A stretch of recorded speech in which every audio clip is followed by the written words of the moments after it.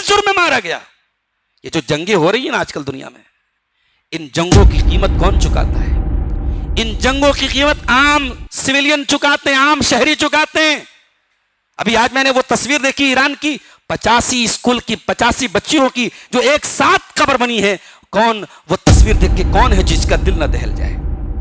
غالباً امریکہ کی کوئی اس کی یہ ٹرمپ کی کوئی بھتیجی ہے، اس نے بھی اس تصویر کو ٹویٹ کیا ہے کہ بھائی اس کو کون جسٹیفائی کر سکتا ہے؟ یہ 65 یا 128 بچیوں کی قبر ایک ساتھ بنی ہے، ان 128 بچیوں کو آپ نے بم گرا کے مارا ہے، ان کا کیا قصور تھا؟ اس کو مانتے ہیں؟ تو قرآن کریم کی آیت علماء سے پوچھنے کی بات کرتی ہے، اور ہم بھی علماء سے پوچھنے کی بات کرتے ہیں، لیکن تقلید کا ثبوت بہرحال قرآن کی آیت سے نہیں ملتا ہے۔ اس کے بعد اللہ نے عرب میں پائی جانے والی ایک بہت جاہلانہ رسم کا ذکر کیا ہے۔ عرب کے اندر کیا تھا؟ وہ فرشتوں کو اللہ کی بیٹی کہتے تھے۔ مکہ کے کافر جو تھے کہتے تھے فرشتے اللہ تعالیٰ کی بیٹی ہیں، فرشتوں کو اللہ کی بیٹی مانتے تھے، اور اپنا حال کیا تھا کہ اپنے لیے بیٹا پسند کرتے تھے۔ بیٹی پیدا ہوتی تھی تو ان کا چہرہ کالا پڑ جاتا تھا۔ وَإِذَا بُشِّرَ أَحَدُهُمْ بِالْأُنثَىٰ ظَلَّ وَجْهُهُ مُسْوَدًّا وَهُوَ كَظِيمٌ، جب ان کو یہ بتایا جاتا تھا تمہارے گھر میں لڑکی پیدا ہوئی ہے، تو جس باپ کے گھر میں لڑکی پیدا ہوتی تھی باپ کا چہرہ کالا پڑ جاتا تھا۔ یتوارا من القوم من سوء ما بشر به، وہ اپنی قوم سے اپنا چہرہ چھپایا کرتا تھا۔ ایمسکہ علی ہون لم یدسہ فی التراب، وہ سوچ میں پڑ جاتا تھا کیا کروں، اپنی لڑکی کو اگر پالتا ہوں تو پوری قوم میں ذلیل ہونا پڑے گا، اور دوسرا راستہ ہے کہ اپنی بچی کو لے جا کے زمین میں گاڑ دوں۔ الا ساء ما یحکمون، او لوگو تم کتنا برا فیصلہ کرتے ہو، اپنی بیٹی پیدا ہوتی تو جا کے زمین میں گاڑ دیتے ہو، اور فرشتوں کو اللہ کی بیٹی کہتے ہو۔ یہ ڈبل اسٹینڈرڈ ہے تمہارا۔ اسلام نے آ کر کے اس گندی رسم کو ختم کیا۔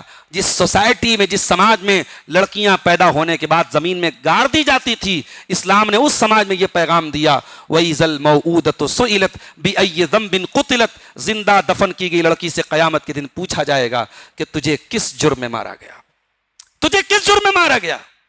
یہ جو جنگیں ہو رہی ہیں نا آج کل دنیا میں، ان جنگوں کی قیمت کون چکاتا ہے؟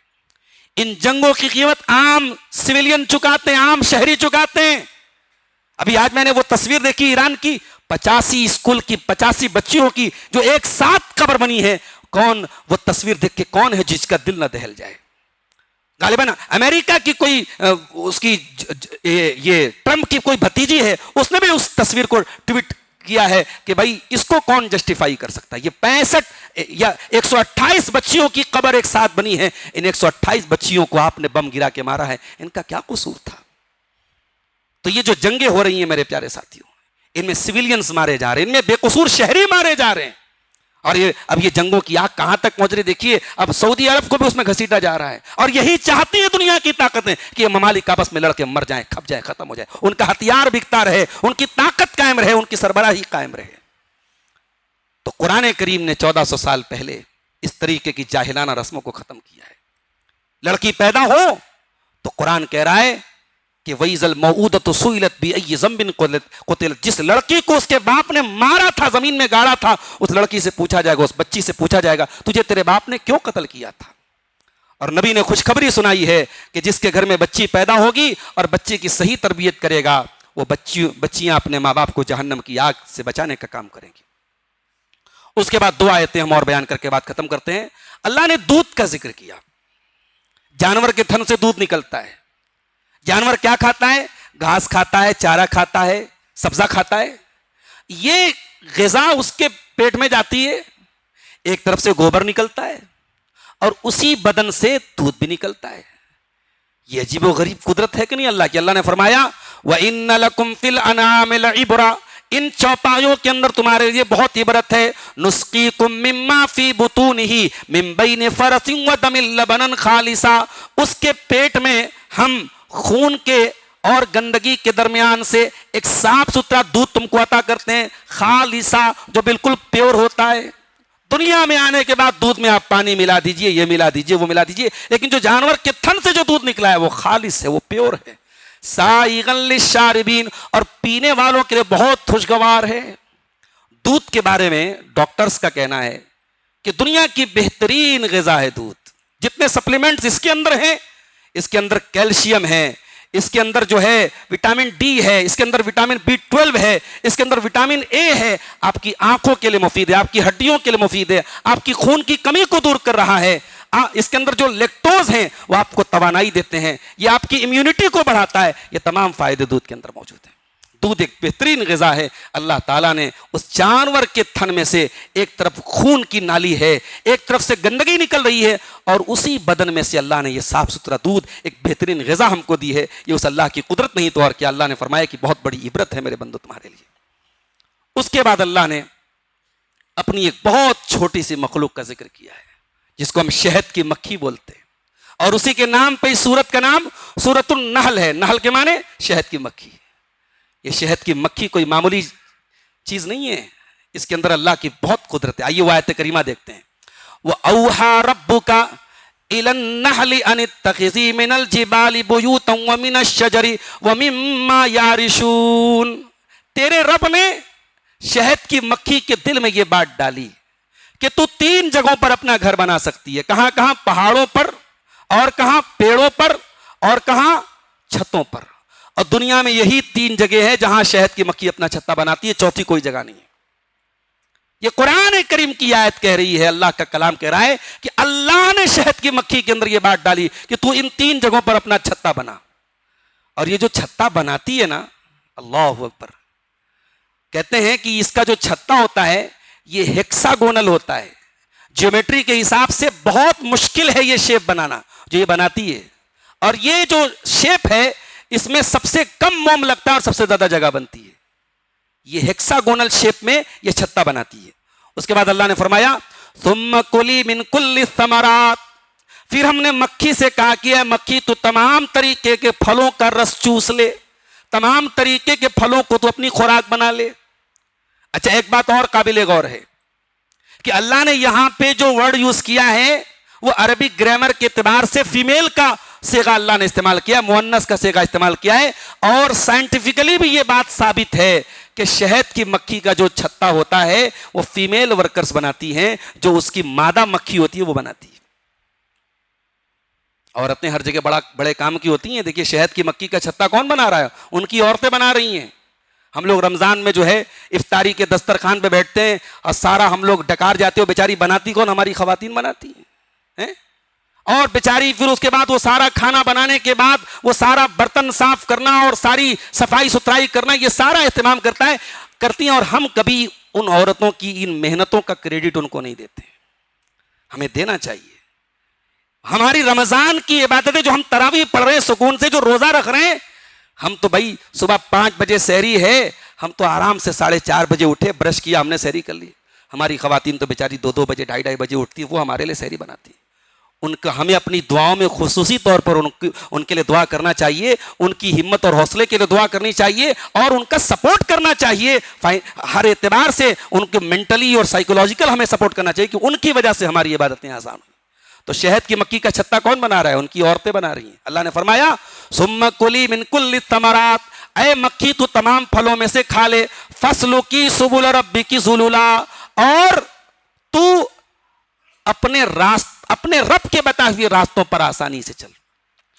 مکھی، شہد کی مکھی کہیں پر بھی جاتی ہے واپس اسی راستے سے جاتی ہے. اللہ تعالیٰ نے ایک عجیب و غریب نیویگیشن سسٹم رکھا ہے شہد کی مکھیوں کے اندر. اور جو شہد کی مکھیاں ہوتی ہیں نا، وہ آپس میں ایک طریقے کا ڈانس کرتی ہے، جس کو ویگل ڈانس بولتے ہیں. اس ویگل ڈانس کے ذریعے دوسری مکھیوں کو پتہ چل جاتا ہے کہ یہ ہمارا روٹ ہے. ایک نیویگیشن سسٹم اللہ تعالیٰ نے ان کا بنایا ہے، اسی روٹ سے وہ واپس اپنے چھتے تک جاتی ہیں. اللہ اکبر. یہ اتنا، اس چھوٹی سی حقیر سی مخلوق کے اندر اتنا دماغ، اتنا سسٹم، اتنا ان کے اندر سوچنے سمجھنے کا کیسے جذبہ پیدا ہوا؟ اللہ کہہ رہا ہے یہ جذبہ ہم نے پیدا کیا. ہم نے کہا کہ اے مکھی تو اپنے رب کے بتائے ہوئے راستوں پر آسانی سے چل. یخرج من بطونہا شراب، اور اس شہد کی مکھی کے پیٹ سے ایک لکوڈ نکلتا ہے، ایک مشروب نکلتا ہے، مختلف الوان ہوں، جس کے رنگ الگ الگ ہوتے ہیں. وہ جیسے پھولوں کا رس چوستی ہے اسی کے حساب سے شہد کا کلر چینج ہوتا ہے. اور یہ جو شہد ہے، یہ سائنٹیفکلی کہا جاتا ہے کہ یہ جو شہد ہے یہ مکھی کے میدے، شہد کی مکھی کے میدے کے اندر ان انزائمیٹک پروسیس سے ہوتا ہے اور اس کے اندر فرکٹوز ہوتا ہے, گلوکوز ہوتا ہے, انزائمز ہوتے ہیں, ایمینو ایسڈز ہوتے ہیں, اینٹی آکسیڈنٹ ہوتے ہیں, اور بہت ساری بیماریوں کے لیے یہ شہد شفا ہے.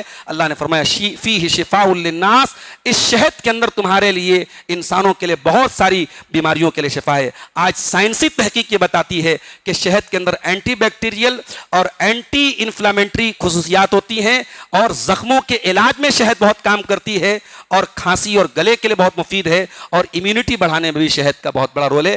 آج آپ دیکھیے بڑے بڑے ریسٹورنٹس میں جو آج مٹھائیاں بن رہی ہیں, سویٹس بن رہی ہیں, ڈیزرٹس بن رہی ہیں, آج اس میں بڑی تیزی سے شہد استعمال کیا جا رہا ہے. چینی کا الٹرنیٹ لوگ شہد کو بنا رہے ہیں, کیونکہ شہد چینی کے مقابلے میں بہت سارے نقصانات سے ہم کو بچاتی ہے. تو اللہ نے فرمایا فیہ شفاء للناس, اس شہد کے اندر بہت ساری بیماریوں کے لیے شفا ہے.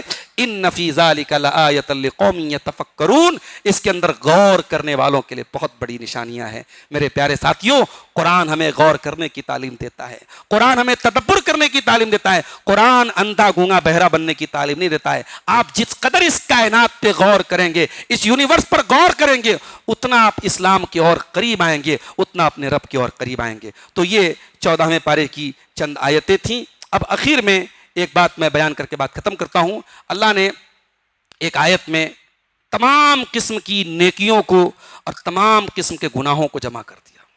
ایک آیت میں اللہ نے 3 اچھائیوں کا حکم دیا اور 3 برائیوں سے روکا ہے. اور غور کیا جائے تو دنیا کی تمام برائیاں اس آیت کے اندر ان سے منع کر دیا گیا, اور دنیا کی تمام نیکیوں کا حکم دے دیا گیا. کون سی وہ آیت ہے؟ وہ سورہ نحل کی آیت نمبر 90 ہے. اللہ نے فرمایا ان اللہ یامر بالعدل والاحسان وایتاء ذی القربى, اللہ تعالیٰ تم کو حکم دیتا ہے عدل کا اور احسان کا اور رشتہ داروں کو دینے کا. وَيَنْهَا عَنِ الْفَحْشَاءِ وَالْمُنْكَرِ وَالْبَغْيِ, اور اللہ تم کو منع کرتا ہے فحش کاموں سے, برائی کے کاموں سے اور ظلم سے.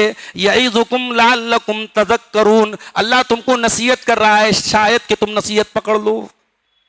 3 چیزوں کا اللہ نے حکم دیا, عدل, احسان اور رشتہ داروں کو دینا. عدل کا مطلب کیا ہے؟ جس کا جو حق ہے وہ دے دیا جائے. اسلام حق دینے کی تعلیم دیتا ہے, حق مانگنے کی تعلیم نہیں دیتا ہے. اسلام یہ کہتا ہے کہ اولاد کے اوپر جو ذمہ داری ہے اولاد ادا کرے. اگر باپ آپ کے ساتھ ناانصافی کرتا ہے, باپ اللہ کیا پکڑا جائے گا, آپ اپنی ڈیوٹی ادا کیجیے. اسلام باپ سے کہتا ہے کہ آپ اپنے باپ ہونے کا فرض ادا کیجیے. اگر اولاد آپ کے ساتھ غلط کر رہی ہے, اولاد خود بھگتے گی. اسلام عدل کی تعلیم دیتا ہے, جس کا جو حق ہے وہ دے دیا جائے. اور پھر عدل سے ایک اسٹیپ اوپر ایک چیز ہے احسان. احسان کا مطلب ہے کہ آپ عدل سے بڑھ کے کریں, حق سے بڑھ کے کریں. آپ کسی نے آپ کو قرضہ دیا 100 روپیہ, آپ جب دینے لگے تو کچھ بڑھا کے دے دیں. اگر پہلے سے طے کر کے بڑھا کے دیں گے وہ بیاج ہو جائے گا, اور آپ خود سے بڑھا کے دے دیں گے کہ آپ کی ضرورت میں کام آیا ہے, تو یہ احسان مانا جائے گا. آپ کسی کی بھلائی کا جب جواب دیں تو اس کی بھلائی سے زیادہ اس کے ساتھ بھلائی کرے. اسلام اس کی تعلیم دیتا ہے, اسی کو احسان بولتے ہیں. اور تیسری چیز کیا ہے؟ وَإِيتَاءِ ذِي الْقُرْبَى. اور جب احسان کا اللہ نے حکم دیا تو دنیا کا ایک دستور ہے کہ آدمی دور کے لوگوں کے ساتھ تو جلدی احسان کرتا ہے, قریب والوں کو بھول جاتا ہے. سارے محلے کے ساتھ ہم بھلائی کریں, اپنے باپ کے ساتھ نہ کریں, اپنے بھائیوں کے ساتھ نہ کریں, اپنی بہن کے ساتھ نہ کریں. اسلام کی یہ تعلیم. وَإِيتَاءِ ذِي الْقُرْبَى, اپنے رشتہ داروں کو دو. کیا دو؟ اللہ نے کیا کو نہیں ذکر کیا. کیا دینا ہے؟ کچھ نہیں دے سکتے تو سکھ میں کام آ جاؤ, دکھ میں کام آ جاؤ. کچھ نہیں دے سکتے تو ٹائم دے دو. کچھ نہیں دے سکتے تو میٹھے بول بول لو. اللہ نے فرمایا اپنے رشتہ داروں کو دیا کرو. اور 3 چیزوں سے اللہ نے منع کیا, عن الفحشاء, فحش کاموں سے, تمام ولگر کام, تمام بے حیائی کے کام, زنا, لواطت, ماسٹربیشن, جتنے بھی گندے کام ہیں وہ تمام فحشاء کے اندر آ گئے. والمنکر, اور اللہ نے منکر سے روکا ہے. جتنی برائیوں کو شریعت میں برا کہا گیا ہے وہ سب منکر کے اندر آ گئی. والبغی, اور اللہ تم کو منع کرتا ہے بغی سے, دوسرے کے حقوق پر حملہ کرنا, دوسرے کا حق مارنا, دوسرے کے اوپر زیادتی کرنا. یہ تمام چیزیں بغی کے اندر آ گئیں. تو امام حسن بصری کہتے ہیں کہ ان 3 چیزوں کے اندر دنیا کی ہر برائی بھی آ گئی, دنیا کی ہر بھلائی بھی آ گئی. تو اللہ تعالیٰ نے قرآن کریم کی آیت میں ہمیں 3 باتوں کا حکم دیا ہے اور 3 باتوں سے روکا ہے. اسی لیے جمعہ کے خطبے میں بھی یہ آیت پڑھی جاتی ہے. حضرت عمر عمر بن عبدالعزیز رحمۃ اللہ علیہ اس آیت کو پڑھا کرتے تھے، اور وہیں سے اس آیت کو خطبہ جمعہ میں لوگوں نے ایک معمول بنا لیا ہے۔ یہ بڑی جامع آیت ہے، اس آیت پر ہمیں عمل کرنے کی ضرورت ہے۔ یہ چند باتیں تھیں، باتیں اور بھی تھیں، لیکن ہم انہی پر اکتفا کرتے ہوئے اللہ سے دعا کرتے ہیں رب العالمین ہمیں قرآن کریم کی نصیحتوں پر عمل کرنے کی توفیق عطا فرمائے۔ رب العالمین ہمیں جو بھی باتیں بیان کی گئی ہیں، کہنے والے کو، سننے والوں کو، سب کو عمل کی توفیق عطا فرمائے۔ الہ العالمین قرآن سے ہمارا رشتہ مضبوط کر دے، قرآن پہ غور کرنے کی ہمیں توفیق عطا فرمائے۔ آمین۔ وآخر دعوانا الحمد للہ رب العالمین، والسلام علیکم ورحمۃ اللہ۔